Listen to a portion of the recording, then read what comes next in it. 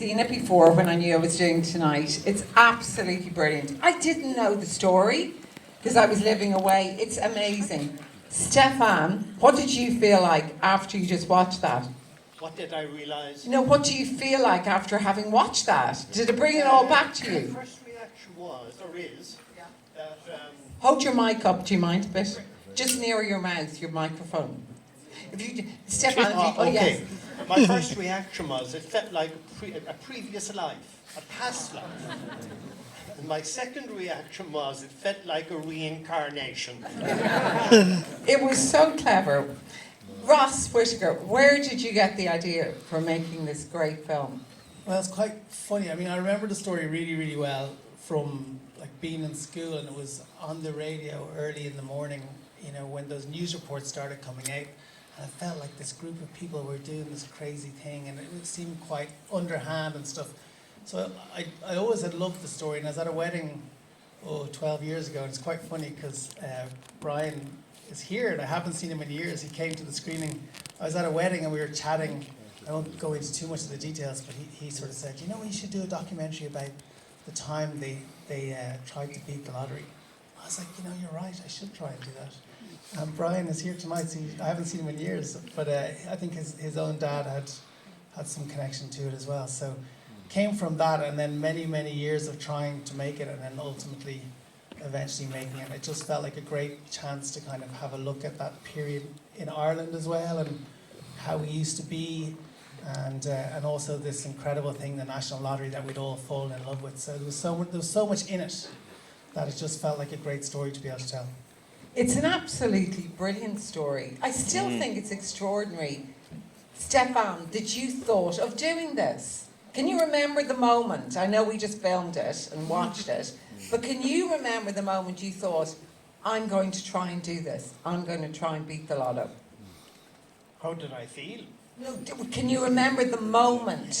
Yeah, it was like previously, a couple of years earlier, we won £2.4 million in a pub syndicate, Scruffy Murphy's pub. So it wasn't new to me to win a lottery jackpot. Whoa, so you'd already won 2.4 million in the Lotto. This is a prime time interview now. Whoa. The outlay with the Scruffy Murphy syndicate, there were 10 people and their outlay was £30 punts a week at the time. So that's 300 pounds, Irish punts per week. And we actually won that 2.4 million on the 5th week. So it became an automatic follow through where this can be done, you know. It was a simple, a natural format. That's absolutely brilliant. You won it twice then. You've won the Lotto twice. You're a lucky guy. I'm going to pick my ticket with you next time. But Ross, the other thing I loved is all the characters that were in that syndicate. I particularly loved the lovely guy who didn't tell his wife. Yeah. Chamber, Monica. Yeah, I mean, what happened was, you know, first of all, I tried to find Stefan, because I used the word ringleader, but he was the one whose name had been associated with it. And then we found Stefan, and we had lunch with him, and we realized he was, you know, really great at telling his story. And then I said, well, who else could we talk to? And he said, Paddy Keogh. And we spoke to Paddy then, and would he be up for it? Yes, he would. And then we went on from there, and then everyone kind of led to another person. And before we knew it, we had like 6 or 7 people. And we just set up a few interviews, and we didn't realize. What's great about it is I think it's the combination of them all telling the story together that kind of they sort of fill in all the jigsaw pieces, because it's a long time ago, and it's very hard to remember things that happened 20 or 30 years ago. But when you combine everyone together, then you kind of are able to tell the story. And then the other part of it is, you know, originally we would love to have had the other side of the story and the National Lottery, and, you know, my original kind of idea for it was to have both sides bouncing off each other, but the folks in the lottery didn't necessarily want to talk about it as much. You know? Now, there's a few of them here actually tonight, and I'm kind of scared to find out what they thought, but looking forward to finding out what they thought. But you know, they remember the story as well, but they just didn't necessarily want to talk about it so much. In a way, they were crazy not to, because I think they come across very well out of it too. Yeah, well, I hope so, because I think Ray Bates is an amazing person. Like, what an incredible civil servant he was, what an incredible leader of the lottery was, what an incredible product they had. Like, what I can't understand is, in Ireland, where nothing seemed to work, the National Lottery worked like clockwork every time. You know, you could rely on it. It was this amazing thing. And that's why it was quite interesting that then these guys wanted to take it on. Yeah, no, and he's brilliant. He's also a good accordion player. Who knew, as we spotted there. But Stefan, it was amazing. You obviously didn't think that the Lotto so early in the proceedings would spot that there were too many things happening. You didn't see that coming initially. It was not anticipated in any form whatsoever, because by coincidence, about a year earlier, I approached the lottery on a QT basis to ask them, look, if I come into you with a bank draft to purchase all the numbers, will you give us one ticket? And the answer, one to cover everything, the answer was no, you'd have to fill them out yourself. So having been told that, fill them out yourself, ding-a-ling, okay, I'm going to do it. Your son is a bit of a hero. I think the young guy who filled out all those forms for you as well, your son, Stefan. Pardon me? Your son is a bit of a hero. Your son. Well, look, Mary, we have to remember this was a team effort. It was genuinely, one person couldn't have done everything. You know the names from the film, in particular Paddy Keogh, Morris Owens, and the late John Byrne, God rest his soul. There was a whole team of people there that all played an equal part. So it wasn't just one person, it was everybody. Yeah, and actually, when he's mentioning all those people, it probably helps you as a filmmaker, Ross, that they are such brilliant personalities. Like, they're all such brilliant characters, just watching them. Any one of them would have been an interesting interviewee for your film. Yeah, and actually there's so much more stuff there. We had much, Nathan who did the edit, which I think was fantastic. You know, we had much longer versions of this, and it was really, really hard to take out some of the sections that were funny and fascinating and so on. And they're all brilliant speakers, and even more about the time, you know, like and Stuart Kenny, who was high up in Paddy Power.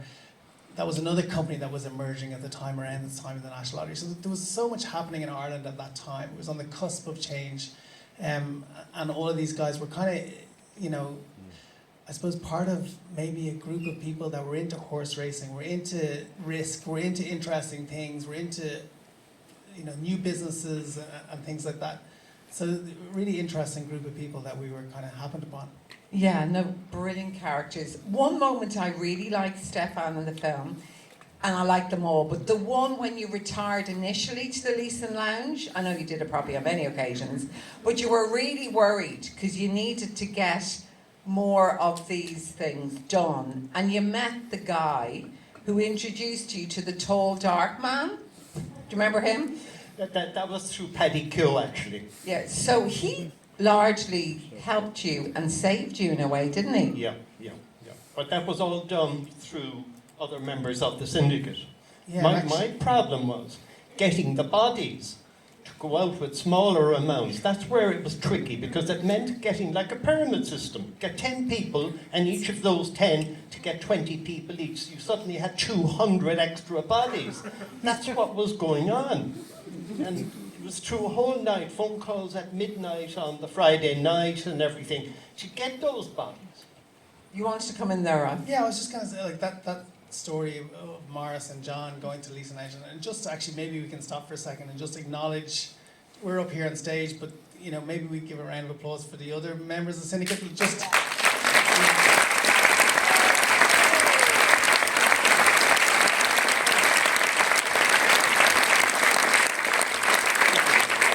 what was so interesting about it was that people like Morris and John, that was happening to them. There's other stories that we couldn't tell. You know, George has a great story about going to the GPO and trying to buy tickets, and there was a whole work to rule thing happening there at the time as well. And like, there was so many stories we couldn't fit in. But each of them were having their own experiences because it only took place over 3 days. So, it was, obviously there was a lot of stress and I don't want to use the word mayhem, but there was a lot going on, so. And yet what was lovely, it was almost like male friendship or camaraderie. Like as you mentioned, all the great guys in the syndicate and the lawyer, obviously. But they didn't seem to fall out. Like they seemed to look at it with a great wisdom. I'd say there was some moments that they didn't fully explain to me, but I think, tensions probably were high at times, I'm sure. Were tensions high at times? Very high. How high? Well, look, how high? What? Like, did you ever fall out? Did I ever? Fall out with any of them? No, not that I know. That's not fine. So they weren't that high. The tensions were never too bad. It would have been like water off a duck's back. Anyway. What I love though about, I don't know if you find this, Ross, because you spent so long making, with Aideen and Alex and Nathan and everyone else who made of that, he remains still the mathematician. Like even asking you questions, Stefan, you're looking at me like a mathematician, saying, what is she actually asking me? Was the others, I felt a lot of the syndicate, they're kind of characters who were like taking risks, having fun, and they were slightly different. He was definitely the guy at the top doing the maths. Yeah, there's definitely an element of that, and I think Morris describes himself as well as a numbers man, but it took Stefan to come up with the idea, and to actually follow it through. In fairness to, I think Stefan's son, who's also Stefan Jr., says it's essentially 12 million strokes of a pen. I mean, it's just an incredible thing to actually go and do that, but. It's funny as when you think of Google Maps, someone actually has to go out and film all those streets for it to be Google Maps. And this is a bit like that, you actually have to go and fill them all out. But then once you have, the opportunity is there. So, yeah, but Stefan, I think he sort of stands apart as the person who had the big idea and said, I can actually make this happen. And then the others, though, a lot of them, they've got a great sense of humour. Like, in other words, Morris, it's as though they wanted to take on this risk. They wanted to see could they beat the system as much as anything. It's like kind of part of being Irish. We often want to fight against an institution. But you didn't really see it like that, did you? No. No, definitely not. It was just like you were going to beat it. That was it really, yeah. Yeah. There was a weakness there. And the weakness was created by the National Lottery. So it was open to exploitation. There have been other situations, which I won't go into here, where there were weaknesses in other mechanisms, not necessarily with the Lotto game, but other games connected to it, with the National Lottery. They got stung for them too, and they were all stopped. Now, they weren't stopped when the tickets were being purchased, but the offers being made have stopped. Now there are pure random selections. For example, they offer $1 million for to be shared amongst the people with the raffle number. That is pure random. That cannot be purchased in bulk or anything. So all those holes are being plugged one by one by one. I can talk about many more, but I don't think it's for here or now. Yeah. No, really interesting. Well, I think it's funny, that game was offered, and it's kind of like, obviously Ray was the figurehead of the lottery, but there was teams of people behind him. But that game was offered obviously in very good faith, in the idea that let's make this game as exciting for the populace as possible. So in a way, the idea that, okay, let's take that on, it's kind of an interesting dichotomy there about whether or not you should do that. But that's part of the fun of it, I suppose, in terms of the filmmaking. But yeah, the National Lottery was offering these things, just trying to make the game as fun as possible. But then I suppose there's maybe a line you go across where you potentially leave yourself open to people doing something like this. So you built up brilliantly as well the drama of the Irish people deciding whose side they were on. That's a beautiful part of it. And a lot of people towards the end were going, yeah, they're just ordinary people, let them go for it. But that's an interesting element. Yeah, it was very much something that actually attracted me to the story, was the idea that people would like when we started pitching it, some people were like saying to us, so sorry, are you saying it's a good thing that they did this? Or are you saying it's a bad thing that they did this? You know, is it so, you know, should we be celebrating taking on the system, or should we be saying, no, you shouldn't do that? So like that dichotomy as well was really, really interesting to work with and to try and bring into it, especially through archive, you know, where there's Vox pops out there, and thank God for Mark Little, you know, I mean, I wish he could have been here tonight because it'd be great to hear from him as well, but like Mark ended up being that guy that chased them around for a few days, and if he hadn't done that, we wouldn't probably be able to make the film. I mean, his archive over the course of those 2 or 3 days was phenomenal. Yeah, he loved being part of it. He's a good friend of mine. He just loved being part of the whole story. One thing before we close, that moment when you knew there were 2 other winners, did that happen as it happened on Kenny Live? It actually happened live like that. So you didn't know there were 2 other winners Not until when the that draw show? took place, no. Wow. The first that anybody knew about it was when Ray Bates was handed the fax confirmation from the National Lottery headquarters. He was handed that in the studio, so he didn't even know until he had the fax in his hands that, Wow. that Pat Kenny gave to him. It was great TV, wasn't it? Live TV. It was so exciting. And the way you kept cutting back to Ray smiling, he looked so happy.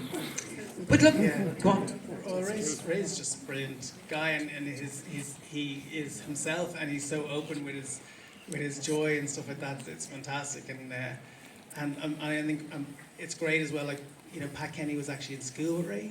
They were like in primary school together, so it was great to be able for Pat to be able to talk very much on Ray's side as well, because he would have known him really well. No, he's brilliant. And as we close, Stefan, what does it mean for you to have this film made about it? Like, did you enjoy it? I love him. I think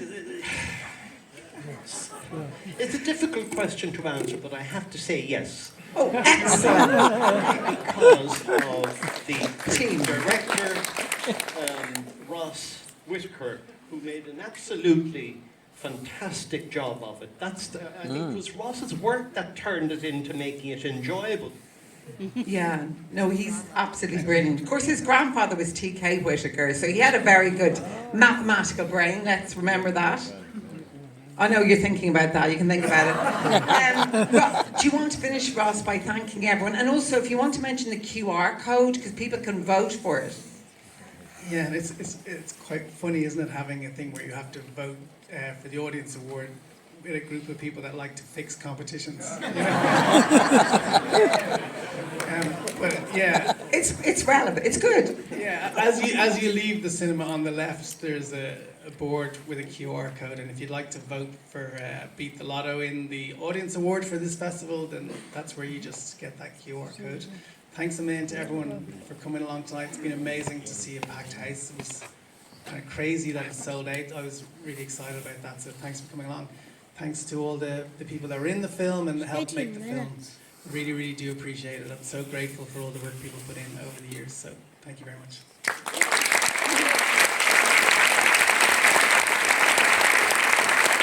And just to say to you, Ross and Stefan, thanks so much. It's a brilliant film. Well done, Ross. Well done, Stefan. And all of you.